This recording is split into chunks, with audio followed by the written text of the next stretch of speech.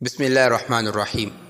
دوستو، آج کی اس ویڈیو میں ہم جانیں گے کہ روزہ رکھنے سے میڈیکل سائنس کے مطابق انسانی جسم پر کیا اثر پڑتا ہے۔ یقین جانیں، آج کی اس ویڈیو میں بیان کردہ فوائد کو جاننے کے بعد کوئی بھی مسلمان جس کے اندر ایمان کا ایک ذرہ بھی ہوگا وہ چاہ کر بھی روزہ نہیں چھوڑ پائے گا۔ اللہ تعالیٰ سورہ بقرہ کی آیت نمبر 84 کے آخر میں ارشاد فرماتا ہے، اگر تم سمجھو تو تمہارے حق میں اچھا یہی ہے کہ روزے رکھو۔ روزہ ہمارے دین کا ایک اہم رکن ہے۔ جہاں روزہ رکھنے سے بہت سارے دینی اور اخروی فوائد حاصل ہوتے ہیں، وہاں بہت سارے دنیوی فوائد بھی حاصل ہوتے ہیں۔ ہمیں اب تک صرف یہ بتایا جاتا تھا کہ روزہ رکھنے سے نظام ہضم کو آرام ملتا ہے، لیکن جیسے جیسے طبی علم نے ترقی کی، اس حقیقت کا آہستہ آہستہ علم حاصل ہوا کہ روزہ تو ایک طبی معجزہ ہے۔ روزہ رکھنے سے نظام ہضم پر ایک بہت بہترین اثر پڑتا ہے۔ نظام ہضم ایک دوسرے سے قریبی طور پر ملے ہوئے بہت سے اعضاء پر مشتمل ہوتا ہے۔ ان اہم اعضاء میں سے منہ، جبڑے، زبان، گلا، معدہ، جگر، لبلبہ اور آنتوں کے مختلف حصے وغیرہ شامل ہے۔ اس نظام کا اہم حصہ یہ ہے کہ یہ تمام پیچیدہ اعضاء خود بخود ایک کمپیوٹری نظام سے عمل پذیر ہوتے ہیں۔ جیسے ہم کچھ کھانا شروع کرتے ہیں یا کھانے کا ارادہ ہی کرتے ہیں، یہ پورا نظام حرکت میں آ جاتا ہے۔ ظاہر ہے کہ سارا نظام 24 گھنٹے ڈیوٹی پر ہونے کے علاوہ اعصابی دباؤ اور غلط قسم کی خوراک کی وجہ سے ایک طرح سے گھس جاتا ہے۔ روزہ ایک طرح سے اس سارے نظام ہضم پر ایک ماہ کا آرام طاری کر دیتا ہے، مگر حقیقت میں اس کا حیران کن اثر خاص طور پر جگر پر ہوتا ہے، کیونکہ جگر کے کھانا ہضم کرنے کے علاوہ 15 مزید عمل اور بھی ہوتے ہیں۔ یہ اس طرح تھکان کا شکار ہو جاتا ہے جیسے ایک چوکیدار ساری عمر کے لیے پہرے پر کھڑا ہوا ہو۔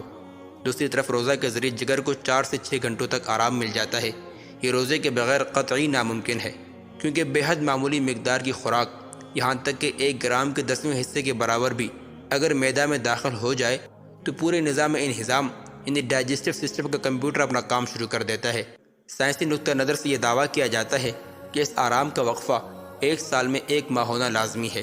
جدید دور کا انسان جو اپنی صحت کی غیر معمولی قیمت مقرر کرتا ہے، بہت سارے طبی معائنوں کے ذریعے اپنے آپ کو محفوظ سمجھنا شروع کر دیتا ہے اور صحت کے لیے کروڑوں روپے خرچ کر دیتا ہے، لیکن اگر جگر کے خلیے کو اللہ تعالیٰ زبان دیتے تو وہ ایسے انسان سے کہتا کہ تم مجھ پر صحت کے حوالے سے ایک عظیم احسان صرف روزے کے ذریعے ہی کر سکتے ہو۔ جگر پر روزہ کی برکات میں سے ایک خون کے کیمیائی عمل کے توازن کو برقرار رکھنا بھی ہے۔ انسانی معدہ روزے کے ذریعے جو بھی اثرات حاصل کرتا ہے وہ بہت فائدہ مند ہوتے ہیں۔ روزہ آنتوں کو بھی آرام اور توانائی فراہم کرتا ہے۔ یہ صحت مند رطوبت کے بننے اور معدہ کے پٹھوں کی حرکت سے ہوتا ہے۔ دن میں روزہ کے دوران خون کی مقدار میں کمی ہو جاتی ہے۔ یہ اثر دل کو انتہائی فائدہ مند آرام مہیا کرتا ہے۔ سب سے زیادہ اہم بات یہ ہے کہ سیلوں کے درمیان مائع کی مقدار میں کمی کی وجہ سے ٹیشو یعنی پٹھوں پر دباؤ کم ہوتا ہے۔ پٹھوں پر دباؤ، جس کو میڈیکل کی زبان میں ڈائسٹالک دباؤ کہا جاتا ہے، یہ دل کے لیے انتہائی اہمیت کا حامل ہوتا ہے۔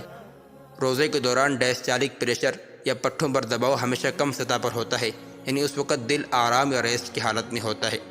رمضان المبارک کے 1 ماہ کے روزے بطور خاص ڈائسٹالک پریشر کو کم کر کے انسان کو بے حد فائدہ پہنچاتے ہیں، جبکہ دوسری طرف روزے میں خاص طور پر افطار کے وقت کے نزدیک خون میں موجود غذائیت کے تمام ذرے تحلیل ہو چکے ہوتے ہیں۔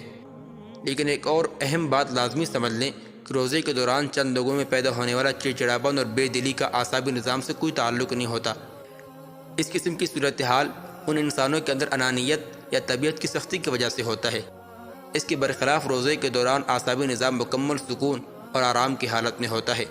عبادات کی وجہ سے حاصل شدہ سکون ہمارے تمام غم و غصے کو دور کر دیتا ہے۔ اس سلسلے میں زیادہ خشوع اور خضوع اور اللہ تعالیٰ کی مرضی کے سامنے سرنگو ہونے کی وجہ سے تو ہماری پریشانیاں بھی تحلیل ہو کر ختم ہو جاتی ہیں۔ روزے کے دوران ہمارے جنسی خواہشات چونکہ علیحدہ ہو جاتی ہیں، اس وجہ سے بھی ہمارے اعصابی نظام پر منفی اثرات مرتب نہیں ہوتے۔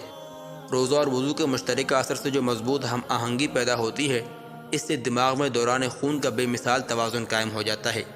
اور ایک اور اہم بات، اللہ تعالیٰ نے روزے کے جو اوقات مقرر کیے ہیں وہ بھی سائنسی تحقیق کے مطابق انسانی جسم کو تندرست رکھنے والے ہیں۔ سائنسدانوں کا کہنا ہے کہ بھوکا رہنے کا عمل 36، 24 سے 40 گھنٹے نہیں ہونا چاہیے، بلکہ 15 سے 18 گھنٹے ہونا چاہیے۔ روزہ اسی مقررہ وقت کے اندر ہوتا ہے۔ بھوکا رہنے کا عمل اس سے طویل ہو تو اس کے نتیجے میں پٹھے ضائع ہونا شروع ہو جاتے ہیں اور انسانی جسم کے اندر نقصان دہ سرگرمیاں شروع ہو جاتی ہیں۔ تو میرے دوستو، اللہ تعالیٰ کے اس مقدس فرمان کا مطلب یہی تھا کہ اگر تم سمجھو، یعنی تم اگر جسم کے حیاتیاتی علم کو سمجھو، گویا کہ میڈیکل سائنس کو سمجھو، تو تمہارے حق میں یہی اچھا ہے کہ تم روزہ رکھو، چاہے اس میں تمہیں کتنی مشکلات نظر آئیں۔